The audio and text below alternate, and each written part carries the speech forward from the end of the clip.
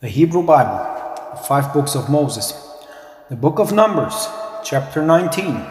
And the Lord spoke to Moses and to Aaron, saying, This is the statute of the teaching that the Lord has charged, saying, Speak to the Israelites that they take you a perfect red cow that has no blemish and on which no yoke has been put.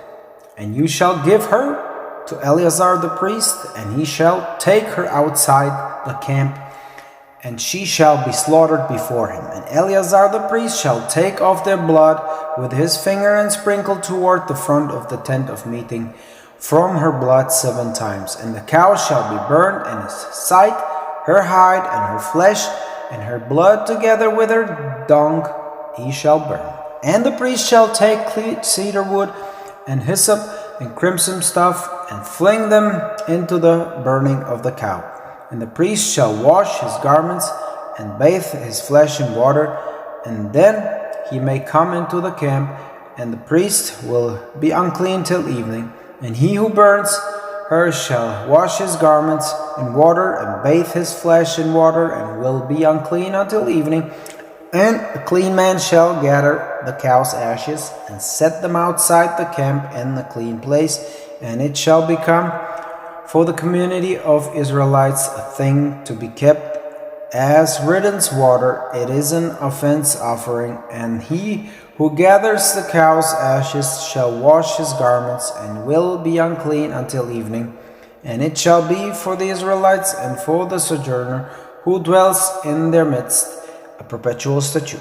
He who touches a dead body of any human person shall be unclean 7 days.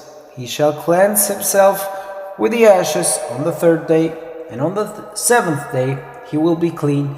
And if he does not cleanse himself on the 3rd day, on the 7th day he will not be clean. Whosoever touches a dead body, a human being who has died, and does not cleanse himself, he defiles the Lord's tabernacle, and that person shall be cut off from Israel. For riddance water was not thrown upon him. He is unclean, his uncleanness is still in him.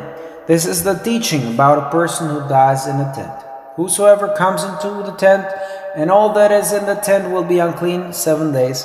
An even open vessel that has no tight lid on it will be unclean. And whosoever in the open field touches a corpse slain by sword, or a dead body, or a human bone, or a grave, will be unclean 7 days. And they shall take for the unclean person from the dust of the burning of the offense offering fresh water shall be put into it in a vessel. And a clean person shall take a hyssop, and dip it in water, and sprinkle it on the tent, and all the vessels, and on the people who were there, and on him who touched the bone, or the corpse, or the dead person, or the grave. And the clean person shall sprinkle it over the unclean person on the 3rd day, on the 7th day, and he shall cleanse him on the 7th day. And he shall wash his garments, and bathe in water, and he will be clean at evening. And a man who becomes unclean and does not cleanse himself, that person will be cut off from the midst of the assembly, for he has defiled the Lord's sanctuary. Riddance water has not been thrown on him, he is unclean. And it shall become a perpetual statute for them. And he who sprinkles the riddance water shall wash his garments, and he who touches the riddance water will become unclean until evening. And the water, whatever the unclean person touches, will be unclean, and the person who touches it will be unclean until evening. Chapter 20. And the Israelites, the whole community, came to the wilderness of Zin in the 1st month, and the people stayed in Kadesh.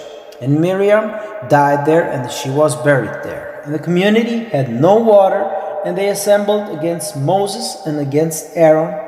And the people disputed with Moses, and they said, saying, What that we had perished when our brothers perished before the Lord? And why did you bring the Lord's assembly to the wilderness to die here, we and our beasts? And why did you take us out of Egypt to bring us to this evil place, not a place of seed or fig tree or vine or pomegranate, and no water to drink? And Moses and Aaron with him came away from the assembly to the entrance of the tent of meeting and fell on their faces, and the Lord's glory appeared to them. And the Lord spoke to Moses, saying, Take the staff and assemble the community, you and Aaron your brother, and you shall speak to the rock before their eyes, and it will yield its water. And you shall bring forth water for them, the rock, and give drink to the community and to its beasts. And Moses took the staff from before the Lord as he had charged. And Moses and Aaron gathered the assembly in front of the rock, and he said to them, Listen, pray, rebels, shall we bring forth water for you from this rock? And Moses raised his hand, and he struck the rock with his staff twice, and abundant water came out, and the community with its beasts drank. And the Lord said to Moses and to Aaron, Inasmuch as you did not trust me to sanctify me before the eyes of the Israelites, even so you shall not bring this assembly to the land that I have given to them. These are the waters of Meribah, where the Israelites disputed with the Lord, and he was sanctified through them. And Moses sent messengers from Kadesh to the king of Edom. Thus said your brother Israel, You know all the hardship that has found us.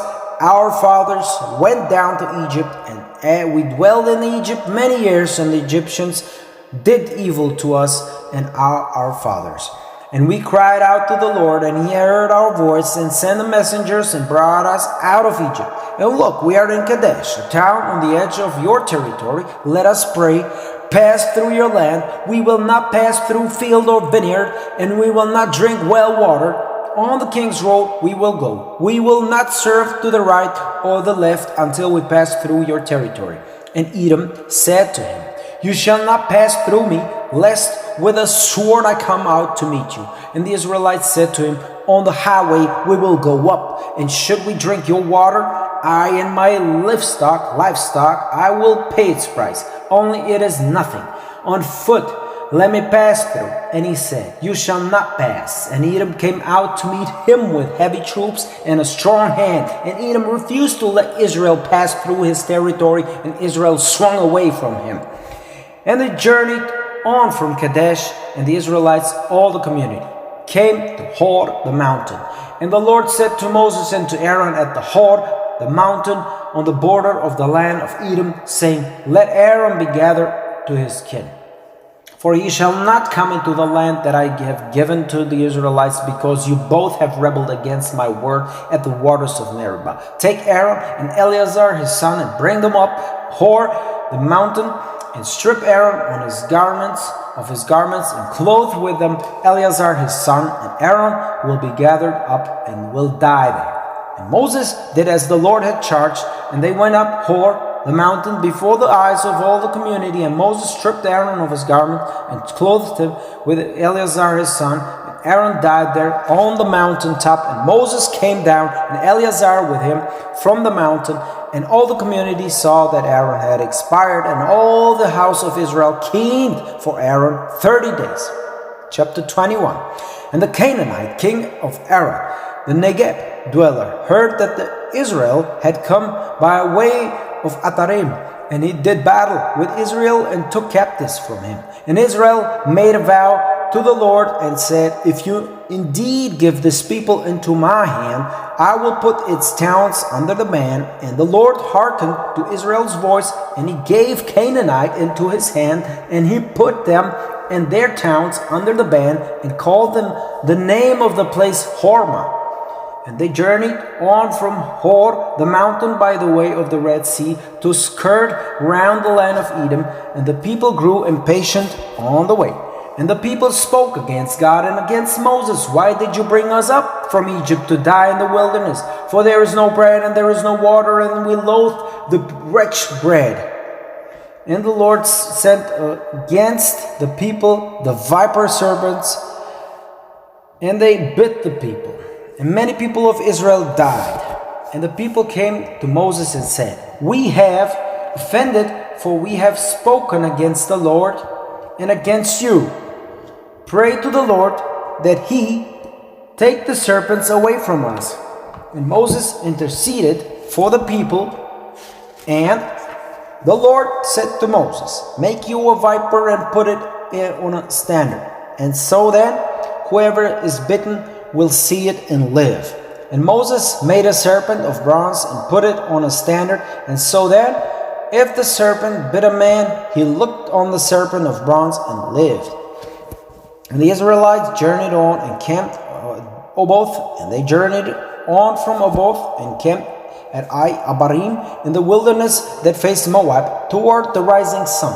From there they journeyed onward and camped at a wadi of Zereth. From there they journeyed onward and camped across the Arnon, which is the wilderness coming out from the territory of the Amorite, for the Arnon is the border of Moab between Moab and the Amorite. Therefore is it said in the book of the battles of Yahweh against Waheb in a whirlwind and the wadis of Arnon and the cascade of the wadis that turns down toward Ar's dwelling and clings to Moab's border, and from there to Beer, which is the well of which the Lord said to Moses, gather the people that I may give them water. Then did Israel sing this song. Rise up, O well, sign out to it, well that captains dug, the people's noble dwelt in it, with a scepter, with their walking stick, and from Midbar to Matana, and from Matana to Nahaliel, and from Nahaliel to Bamoth, and from Bamoth to the valley that is in the steppes of Moab, by the top of Pisgah, looking out over the wasteland. And Israel sent messengers to Sihon, king of the Amorites, saying, let me pass through your land. We will not turn off in field or vineyard. We will not drink well water.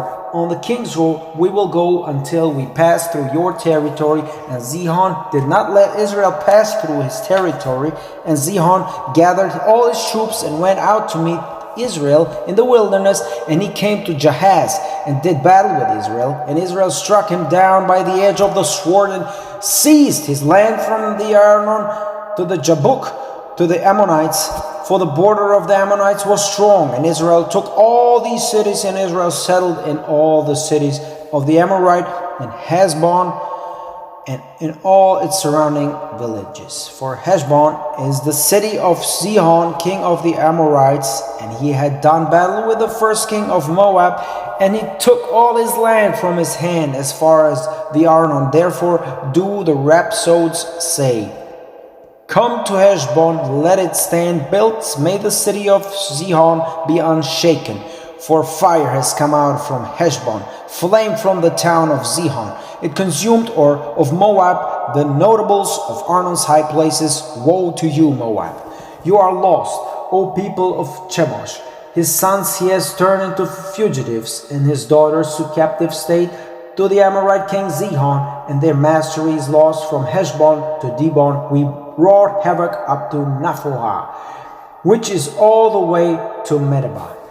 And Israel settled in the land of the Amorite. And Moses sent to spy out Jazer, and they captured its surroundings, villages, and dispossessed the Amorite who was there.